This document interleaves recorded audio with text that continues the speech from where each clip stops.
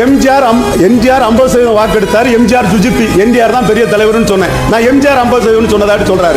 NTR sir மாத்தி பேசாதீங்க sir. Rajinikanth அவர்கள் 50% வாக்குகளை பெறுவார் என்று பேசியிருக்காரு. அரசியல் கட்சி தொடங்காத ரஜினிகாந்துக்கு 50% வாக்கு வரும்போது ஒரு ஆண்டு காலம் மக்களோட நாங்க பயணிச்சிருக்கோம், நாங்க மக்களை சந்திச்சிருக்கோம், மக்கள் வரவேற்பு கொடுக்குறாங்க. எங்களை வந்து பலம் நிரூபிச்சாதான் கூட்டணின்னு சொல்றது என்ன மாதிரியான நரேட்டிவ் செட் பண்ணிட்டு இருக்காரு அவரு? என்ன மக்கள் இதெல்லாம் பார்த்துக்கிட்டு நம்பக்கூடிய மக்கள் நினைச்சிட்டு இருக்காரா? அதை பேசணும் ஏன் தடுக்கிறாரு அவரு? அவர் பேசின கருத்தை நானே நான் பேசுனது கரெக்ட்ங்கறேன். நான் ஒத்துக்கிட்டேன்.